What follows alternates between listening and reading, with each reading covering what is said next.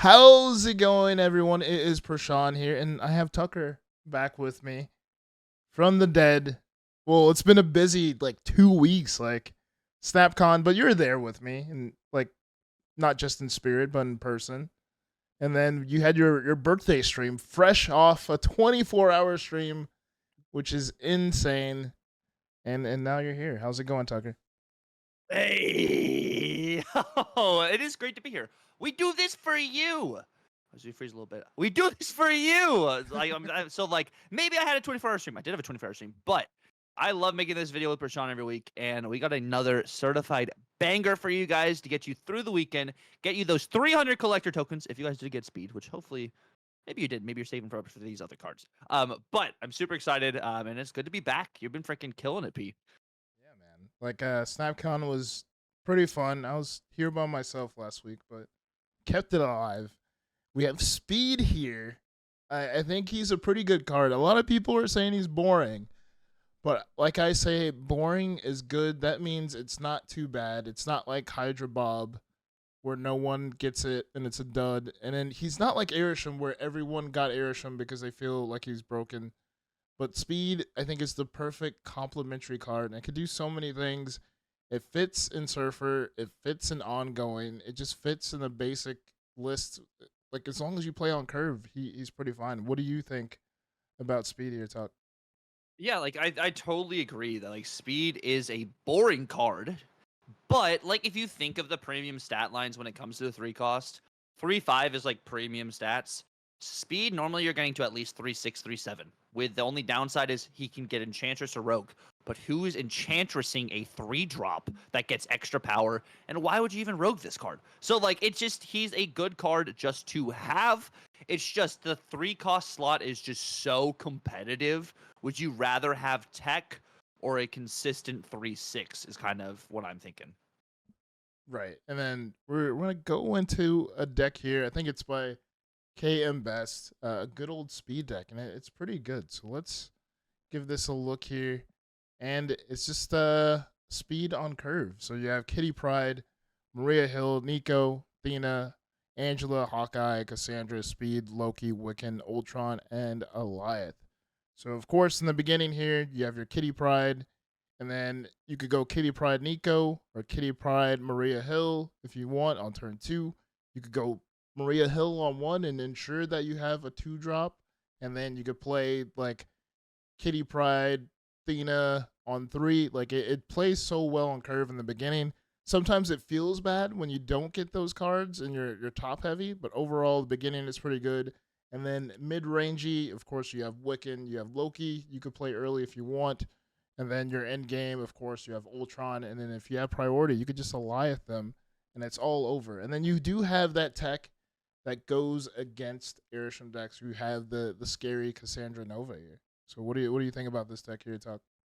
It is so crazy to me that we are just putting Ultron into anything right now. And it's just because the stats go so vertical. The Ultron bots, 2 power going wherever you didn't fill a location is kind of crazy. Maybe you're doing it for your missions, for your bounties, or maybe you're just actually doing it to win. But this list, what I like overall is you have the Wiccan, you have the Speed, you have the Cassandra, but the biggest factor I think of this list so far is the card generation. What did they get with Maria Hill? What arrows do they have with Kate Bishop? And then what did they get with Loki? And I think those are just some of those really good snap conditions that allow you to kind of take over games. And then you have speed if you're just playing everything else on Curve. And just playing Wiccan is just scary. I know there's a couple instances people just play Quicksilver Domino and then they play Wiccan. And then, Wiccan on 4, but people just get scared of the extra 2 energy and just retreat. So this, you're kind of factoring that in a little bit. And then, like you said, Alioth is absolutely incredible right now.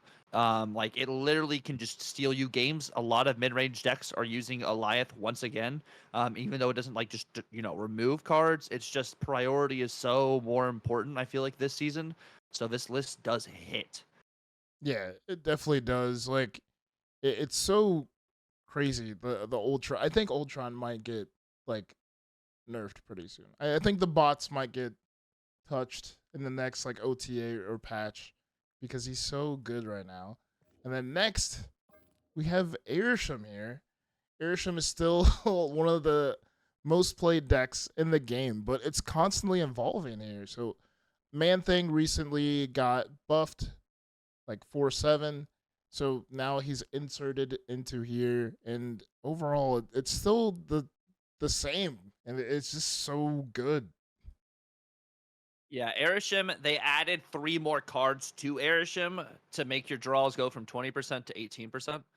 And that 2% can help out, but like I think at the end of the day, like this deck is just so good because your snap conditions your opponent doesn't have. And like you always seem to have the freaking nuts. Every single time I face Arishem, they always have the nuts kind of thing. And a turn 2 Loki is just crazy if you do brick your starting hand. And to go off of like the Man Thing too, like Man Thing was a 4/5 and no one was playing it. They gave him 2 extra power, and like people are playing still so much Zoo. So like you just get so much Man Thing value. I've been messing around with Man Thing too, and it just feels like this card, it feels so much better. It's not like the US Agent where like it literally can like steal you games playing it later, but like you definitely have that power down on the board, and it does warrant your opponents away from playing into that lane, which helps.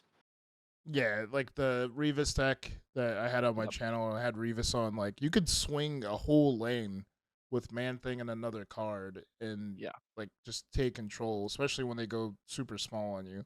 So it's a very good tech card in this deck, and then of course Legion is one of the new additions that Ooh. was added to this deck not too long ago. But yeah, this is still good, and I think the addition of more cards helps out Blob, in my It opinion. does. It makes him bigger. I've never seen a 13 power blob. Blob at least is still hitting like 18 whenever I face it. Yeah, it's bad. And then next we have Sandman. Sandman is constantly evolving. It's just not Sandman Zoo. Last week I think Claw was inserted. Now you're seeing like Spider Ham, White Widow. You're seeing the Cassandra. You see the Red Hulk out of nowhere. A lot of stuff going on with Sandman, which is pretty cool to see this evolve. But it's like, come on now. Like every time I see like the Claw on 5, or like I see Captain Marvel played on 4, I feel the Sandman coming.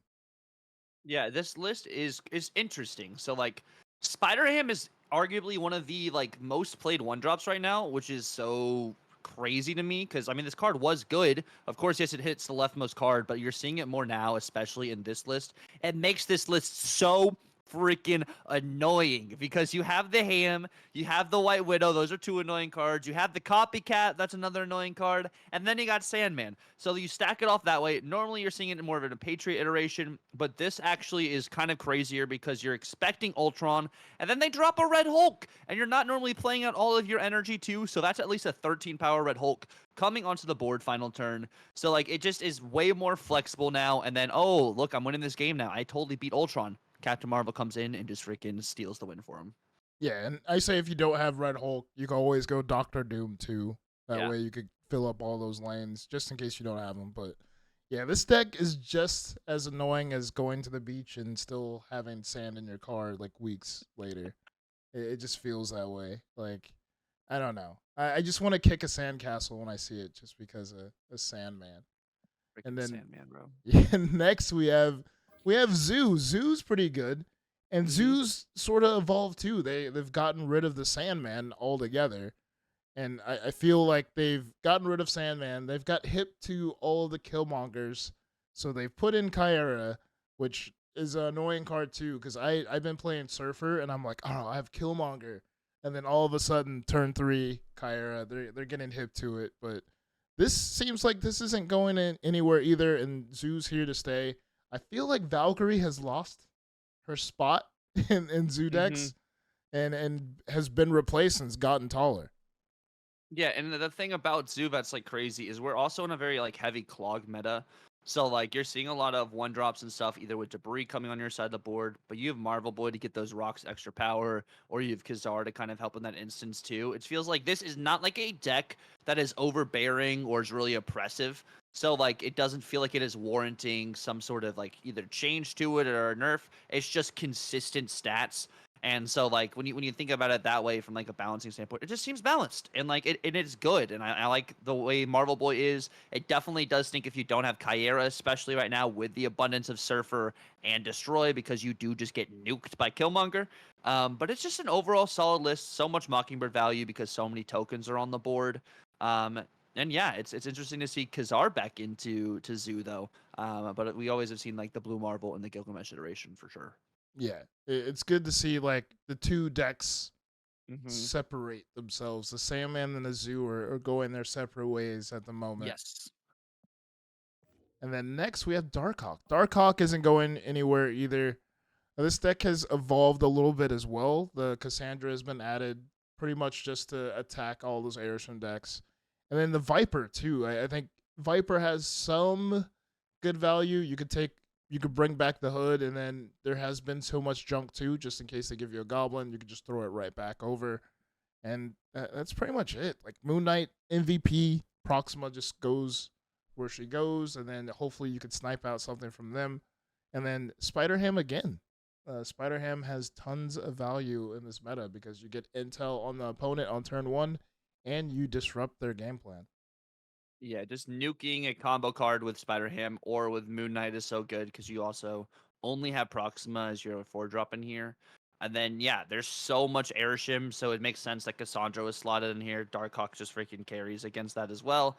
And then you alter whatever they're trying to play later with the Black Bolt. So your Moon Knight hits their Blob on curve, and then your Black Bolt hits their Shadow King. So you're pretty much your Cassandra just kind of stays the way she is, and then you just play Darkhawk and then you just win. Yeah, for sure. And then if you don't have Cassandra, you can always go Mystique. I think that's probably the card that got replaced. Maybe. I'm not sure, but don't have Cassandra, play Mystique. But I guess your plays are awkward. Because Yes. you typically want to play Black Bolt on 5 instead of the Darkhawk, but you gotta do what you have to do when you have a budget deck and you don't have everything. But yeah, there's Darkhawk. And then next we have Surfer here. So this is like the best Surfer deck going around week after week after week after week. This hasn't really changed. I know like like this deck evolved a little bit because it got rid of Magic altogether because I thought it was strong enough without Magic, and then it got rid of the Hope Summers too. You didn't need the Hope Summers. It's just enough cards to win. Like as long as you have Sarah, you should be fine. Yeah, it's just 3-drops are so flexible, depending on what's happening in the meta that week. Maybe you're putting Mobius in here because you're seeing so many discounts. Maybe you're facing a lot of Mobius, you take out Sarah and you put Hope back in. So like it really is just so flexible, thinning out, depending on what your pocket meta is for Surfer, because 3-drops are just, the most abundant and they just can do pretty much anything. Shadow King exists, but you can't Shadow King every lane. And I'll say this every single week since Leech died, which is freaking great. Surfer just gets to do whatever they want for free, pretty much, because there's nothing stopping Surfer. Even Best Dog Cosmo, you're just not seeing that. Yeah, I feel like Leech is a necessary evil in the game. It's a bad feeling card, but when there's no Leech, there's so much stuff going on, and people are doing whatever they want. You see Shang's like a little bit, but there's not that much tech.